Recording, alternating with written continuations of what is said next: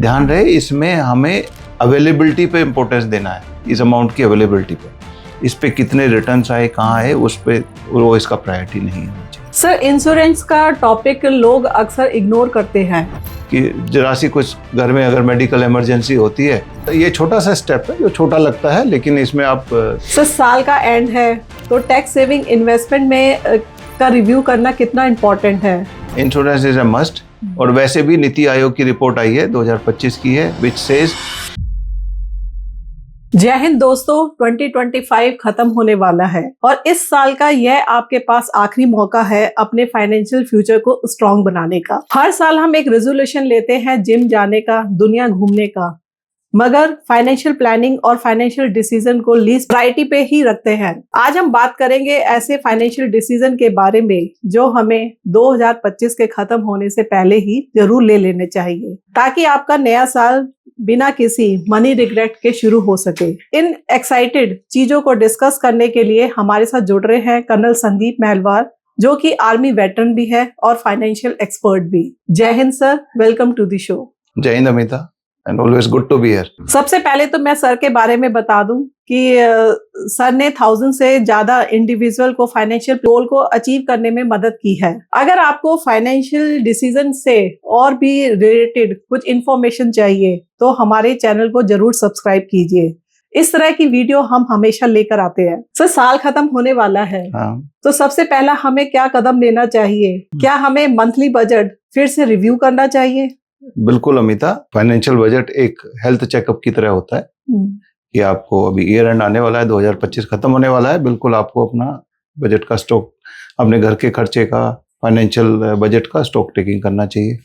उसमें आपने देखना है कि पिछले 10-11 महीने में क्या क्या बदला, कहाँ पे एक्स्ट्रा खर्च हुए और कहाँ पे आप सेव कर सकते थे। तो इसके लिए एक सिंपल सी एक्सरसाइज है जो आपके पूरे मंथली एक्सपेंसेस होते हैं। आजकल तो इतनी सारी एप्स है जहाँ पे आपको मिल जाएंगे, क्योंकि पेटीएम वगैरह आप यूज करते हो तो उसका स्टेटमेंट निकल आएगा। ऑनलाइन यूज करते हो तो बैंक स्टेटमेंट है, अमेजन के भी और ऑनलाइन शॉपिंग के भी स्टेटमेंट मिल जाते हैं। उन सारे स्टेटमेंट्स को आप मंथली वाइज रखिए पिछले 8-10 महीने में, और जब वो रखेंगे उसको एनालाइज कीजिए। क्या उनको 2-3 कैटेगरी में डालिए। पहली कैटेगरी है नेसेसरी एक्सपेंसेस एंड दूसरे हैं ऑप्शनल। नेसेसरी में आ सकता है जैसे कि एजुकेशन, हेल्थ और आपके घर चलाने वाले खर्चे, तो नेसेसरी, तो उनको डालिए। तो ऑप्शनल में आ जाएगा आपका ऑनलाइन शॉपिंग हो गया, सब्सक्रिप्शंस हो गए, बाहर घूमने फिरने का, डाइनिंग आउट वाले खर्चे, वो ऑप्शंस में आ गए। जब इनको आप एनालाइज करेंगे तो आपको पता लगेगा कि कहाँ पे एक्सेस हो रहा है, कहाँ पे आप थोड़ा उसको कंट्रोल कर सकते हैं। तो ये एक अच्छी एक्सरसाइज होती है। तो ये पूरी एक्सरसाइज में 1 से 2 घंटे का टाइम लगेगा आपको, लेकिन इसमें आपको एनालाइज हो जाएगा कि कहाँ पे आप सेविंग सर्च कर सकते हो। ठीक है, कहाँ पे आपके एक्स्ट्रा गए। इस एक्सरसाइज को कंप्लीट करने के लिए सबसे अच्छा फॉर्मूला है, जो स्टैंडर्ड फॉर्मूला है 50-30-20 रूल, या आप चाहो तो 70-20 और 10 रूल भी लगा सकते हो। दोनों अवेलेबल हैं, जिसके बारे में हमने डिस्कस भी किया है। 50-30-20 रूल में आता है कि 50% आपके नेसेसरी एक्सपेंसेस में होने चाहिए, नीड्स जो होते हैं। 20% आपका लॉन्ग टर्म गोल्स के लिए होना चाहिए सेविंग्स में, और 30% could be your aspirational things और दी ऑप्शनल थिंग्स और दी वांट्स। उसमें आप उस हिसाब से आप करिए और उनको कैटेगराइज करके आपको पता लग जाएगी कि आप कहाँ पे गलत हो रहे हैं। साथ साथ जैसे हम हर साल रेजोल्यूशन बनाते हैं, जैसे हमने भी बनाया था कि भाई इस साल जिम की मेंबरशिप लेंगे, जिम जाएंगे। आपने जिम की मेंबरशिप तो ले ली, अगर हो सकता है आप वहाँ पे 1-2 महीने गए हों जोश में, उसके बाद में नहीं जा पाए हों, कुछ भी मजबूरी हो सकती है, कुछ भी हो सकता है। अगर कोई ऐसा सब्सक्रिप्शन है तो उसको कैंसिल कर लो। हो सकता है आपने नेटफ्लिक्स लिया हो और 1-2 मूवी देखने के बाद आप उसके फॉलो ना कर पाए हो, तो अननेसेसरली वो सब्सक्रिप्शन ऑटो कट होता रहेगा, तो उसको आप बंद करिए। और ये सारे आपके स्टेटमेंट में दिख जाएंगे, और आपके जैसे पेटीएम वगैरह से जब हम सब्सक्राइब करते हैं तो वहाँ पे आप देख सकते हो कि किस चीज के सब्सक्रिप्शन ऑन है, उनको बंद कर लो, क्योंकि अननेसेसरली पैसे देने में क्या फायदा। जब जरूरत होगी दोबारा ले लेना। तो ये आपका बजट का हिस्सा हो सकते हैं और इससे आप काफी पैसा बचा सकते हैं। ये छोटा सा स्टेप है जो छोटा लगता है, लेकिन इसमें आप बड़ी सेविंग्स कर सकते हैं, और वो सेविंग्स को आप राइट डायरेक्शन में चैनलाइज करेंगे तो बहुत आपकी लॉन्ग टर्म वेल्थ क्रिएशन हो सकती है। तो ये ईयर एंड स्टॉक टेकिंग करना और अपने बजट को एनालाइज करना बहुत ही जरूरी है। सर सही कहा आपने। सर अब अगले सवाल पे बढ़ते हैं। फाइनेंशियल एक्सपर्ट इमरजेंसी फंड के बारे में भी बताते हैं, पर लोग अक्सर इसे इग्नोर करते हैं। तो साल के एंड में हमें क्या इस पर एक्शन लेना चाहिए? एब्सोल्युटली, इमरजेंसी फंड एक फाइनेंशियल सीट बेल्ट की तरह होता है, जिसमें जरा से भी लाइफ में कुछ इवेंट हुआ या अनहोनी हो गई तो उसमें आपको इमरजेंसी फंड नहीं है तो आपकी पूरे फाइनेंशियल प्लानिंग को डामाडोल कर सकता है। तो हर किसी के पास 3 से 6 महीने का कम से कम इमरजेंसी फंड होना चाहिए। अगर आप जॉब पे हैं, अगर आप अपने बिजनेस वगैरह में हैं तो अप टू 12 मंथ्स का होना चाहिए। तो सर्विस क्लास के लिए 3 महीने का कम से कम होना चाहिए। जैसे हम फौजियों की बात करें तो 3 महीने का कम से कम आपका इमरजेंसी फंड होना चाहिए। तो मेरा सजेशन होगा कम से कम 2 लाख से और 3 लाख तक का आपका एक इमरजेंसी फंड हो। इसको आप ऐसी जगह रखें जहाँ पे वो रेडिली अवेलेबल हो जाए जब इमरजेंसी हो, क्योंकि इमरजेंसी जरूरी नहीं है दिन में आएगी या आप बता के आएगी, ठीक है। तो वो रेडिली अवेलेबल हो, उसको चाहो तो थोड़ा बहुत कैश भी रख सकते हो, नहीं तो आपके अकाउंट में रखिए, सेविंग अकाउंट में रखिए, स्वीप इन एफडी में भी रख सकते हो, तो उसमें रखिए और जिससे वो रेडिली अवेलेबल हो।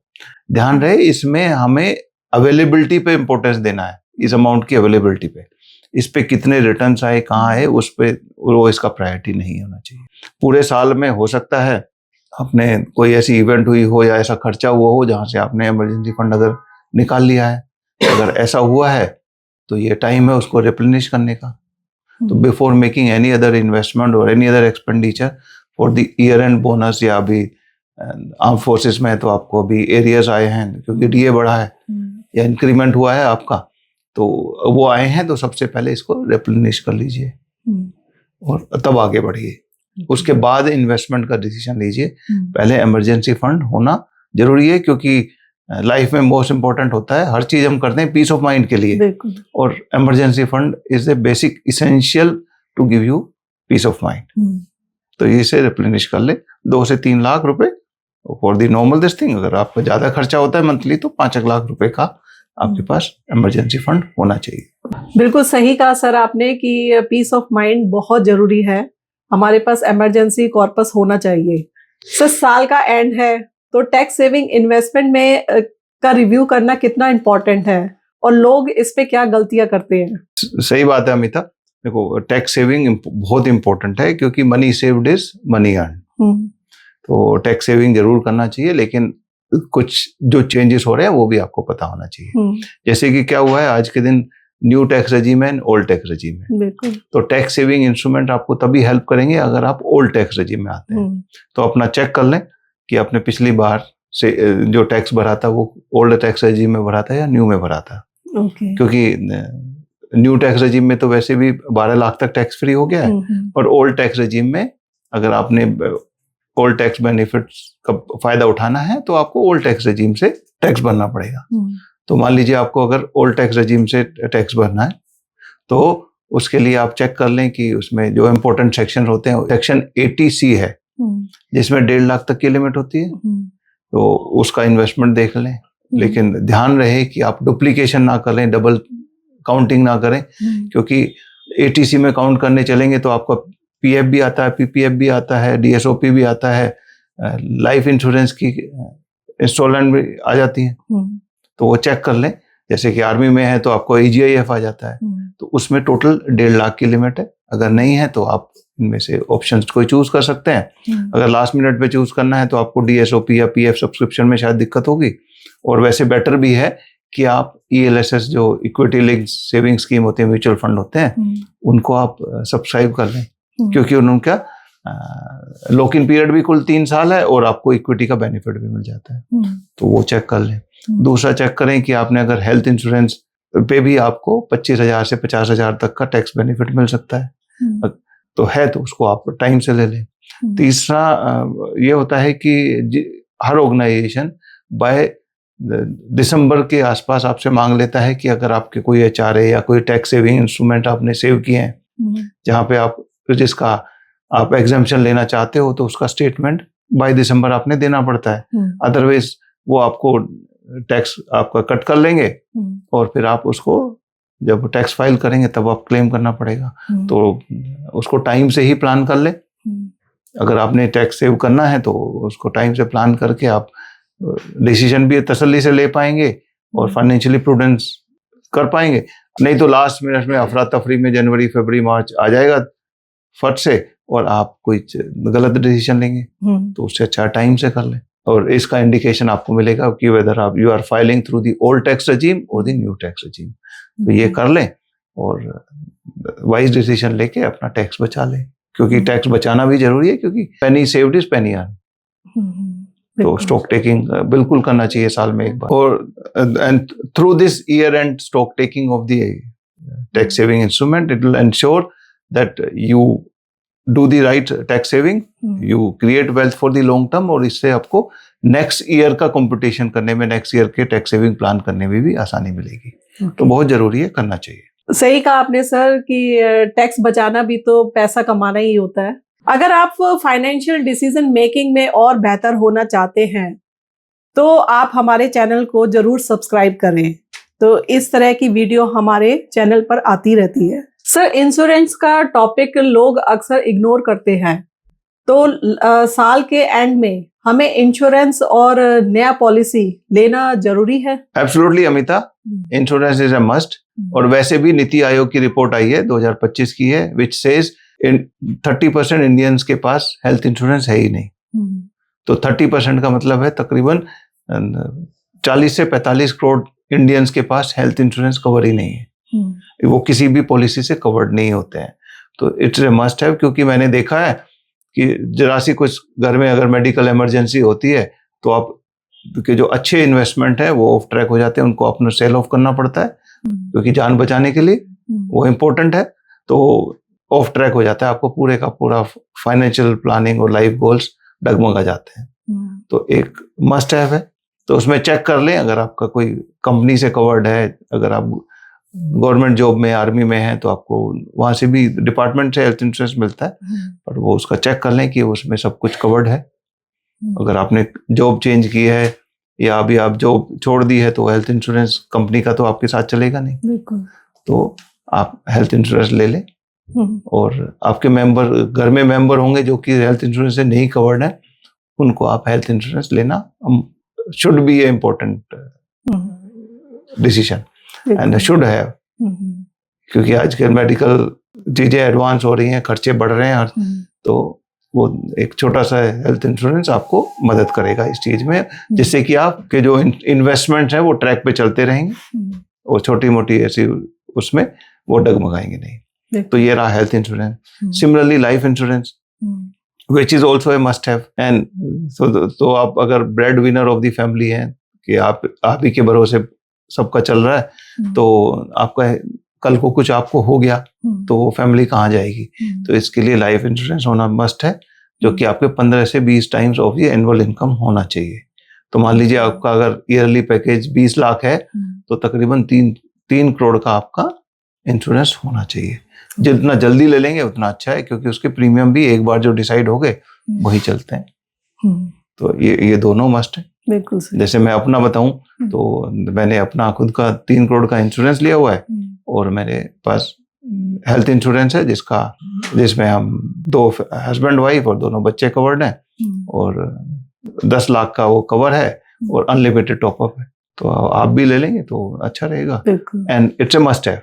एंड ईयर एंड है, तो ईयर एंड में आप चेक भी कर सकते हैं कि आपने अगर कोई फैमिली मेंबर कोई ऐड हुआ है या कुछ फैमिली में कुछ चेंजेस हुए हैं, तो आपका लाइफ इंश्योरेंस की हो सकता है नीड चेंज होगी हो, हेल्थ इंश्योरेंस की नीड चेंज होगी हो, उस हिसाब से आप दोनों इंश्योरेंस को स्टडी करें, एनालाइज करें और जहां जरूरत हो उसको एड ऑन करें। तो इसलिए दोस्तों, साल के एंड में हमें इंश्योरेंस के को भी रिव्यू कर लेना चाहिए। सर, हम 2025 के एंड के करीब हैं, तो कुछ एक फाइनेंशियल डिसीजन भी होते हैं जो फाइनेंशियल एक्सपर्ट खुद अवॉइड करते हैं।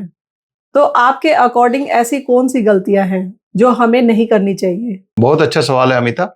यस, साल की एंड में हमें जनरली बोनस मिलता है, डीए मिलता है, कहीं से क्लेम्स वगैरह आ जाते हैं, तो पैसे हैं, और थोड़ी वो अफरा तफरी भी होती है कि भाई साल खत्म होने वाला है, अभी ये डिसीजन अभी नहीं लिया तो फिर बाद में नहीं ले पाएंगे, तो जल्दी जल्दी में हम कुछ गलतियां कर लेते हैं जो कि नहीं करनी चाहिए। सबसे पहला है पैनिक इन्वेस्टिंग, कि अफरा तफरी में जल्दी में कोई भी इन्वेस्टमेंट थोड़ा लॉन्ग टर्म सोच के लें। तो अननेसेसरली कोई अफरा तफरी में इन्वेस्टमेंट ना करें कि भाई ये स्कीम है खत्म हो रही है, तो अगर उसको मिस भी कर जाएंगे तो ऐसी कोई नुकसान नहीं होने वाला, क्योंकि आपने पैसा नहीं लगाया। लेकिन अगर आपने गलत लगा दिया और फिर फंस गए तो नुकसान हो सकता है। बिल्कुल। तो पैनिक इन्वेस्टिंग ना करें, सोच समझ के करें। हमेशा ही इन्वेस्टमेंट अपने गोल के हिसाब से और अपनी रिस्क एपेटाइट समझ के ही इन्वेस्टमेंट करें। दूसरा आता है ओवर लिवरेजिंग। साल के एंड में ऐसे ही टेम्प्टेड ना हो जाए कि ये इन्वेस्टमेंट है, यहाँ पे मैं उधार लेके इन्वेस्ट कर सकता हूँ, या ये स्टॉक चल रहा है, मार्केट जैसे अभी रिवाइव हो रहा है पिछले 1-1.5 साल गिरने के बाद, तो उसमें लालच में आके लोन लेके अननेसेसरी इन्वेस्ट ना करें, वो आपको महंगा पड़ सकता है। बिल्कुल। और तीसरा है पोर्टफोलियो रिव्यू। हम हर बार आपको बताते रहते हैं कि आपको पोर्टफोलियो को पीरियोडिक रिव्यू करें। 6 मंथली हो सके तो 6 मंथली करें, नहीं तो एनुअल रिव्यू जरूर करें। तो उसमें आप देख पाएंगे कि कोई सेक्टर नहीं चल रहा है या कोई इन्वेस्टमेंट आपके लिए सुटेबल नहीं है। तो हो सकता है आपका गोल भी चेंज हो गया हो कि पहले आपने 5-7 साल के लिए पैसे लगाए और अगले साल कोई खर्च आ रहा है, आपके पास कोई उसके लिए ऑल्टरनेटिव नहीं है, तो अपने पोर्टफोलियो को उस हिसाब से अलाइन कर लें वेल इन टाइम। तो पोर्टफोलियो रिव्यू जरूर करें साल में एक बार। और जैसा हमने बताया है कि टैक्स डेडलाइन अभी आने वाली है और आपकी कंपनी आपसे रिपोर्ट मांग लेगी कि टैक्स सेविंग इंस्ट्रूमेंट का प्रूफ दीजिए, so that they can adjust your tax. तो आप टैक्स को जरूर रिव्यू कर लें और टैक्स प्लान कर लें। और अगर आपने अगले 3 महीने में भी टैक्स कहीं बचाना है तो उसका भी रिव्यू कर लें। और जैसे एडवांस टैक्स है, अगर आपने 75% तक एडवांस टैक्स अब तक कर लेना चाहिए था, अगर नहीं हुआ है तो उसका भी आप प्लान करें, क्योंकि बाय 15 मार्च आपको एडवांस टैक्स पे करना पड़ेगा, उसकी भी आप प्लानिंग कर लें। नेक्स्ट है excessive withdrawal from your corpus. अगर आपने कहीं पे अननेसेसरली कहीं पे आपको जरूरत पड़ी और आपने अपने इन्वेस्टमेंट से कुछ विड्रॉ कर लिया है, या SIPs को आपने थोड़े दिन के लिए होल्ड कर लिया है, उसको आप रिप्लेनिश करें और रीस्टार्ट करें। और अगला है अपना जो इमरजेंसी कॉर्पस है। जैसा मैंने पहले बताया, आपका इमरजेंसी कॉर्पस 3 से 6 महीने का हमेशा ही होना चाहिए। अगर आपका उसमें कहीं पे यूज हो गया है या उसको आपने डाइवर्ट कर दिया है या खर्च कर दिया है, तो उसको जरूर रिप्लेनिश करें आगे बढ़ने से पहले। ये 5-6 स्टेप्स है जो आपको जरूर करने चाहिए। और seeing the market volatility, market noise and media noise about investment and economy, best होगा कि आप इस नॉइज से बचें, एक डिसिप्लिन इन्वेस्टिंग करें, अपने गोल के हिसाब से इन्वेस्टेड रहें, वही आपके लिए काम आएगा। बिल्कुल सही कहा सर आपने। अगर जब भी कभी डाउट हो तो अपने फाइनेंशियल एडवाइजर को जरूर कंसल्ट करें। तो दोस्तों, साल के एंड में हम फिजिकल हेल्थ, रिलेशनशिप और करियर गोल को प्रायोरिटी देते हैं, पर फाइनेंशियल डिसीजन को प्रायोरिटी नहीं देते हैं। एब्सोल्युटली राइट अमिता, एंड बिल्कुल सही कहा आपने कि साल के एंड में अपने बजट को रिव्यू करें, अपनी इंश्योरेंस नीड्स को चेक करें, अपनी टैक्स प्लानिंग अगर करनी है तो वो कर लें, और अगर आपने कोई गलत इन्वेस्टमेंट किया है उसको रिव्यू रियलाइन करें। बिल्कुल। और जहां तक हो सके मार्केट नॉइज से बचें, अपने गोल के हिसाब से इन्वेस्ट करें, फोमो में ना आए कि उसने कर लिया और उसने इतने पैसे कमा लिए, उससे आप कहीं नहीं जाएंगे, नुकसान उठाएंगे।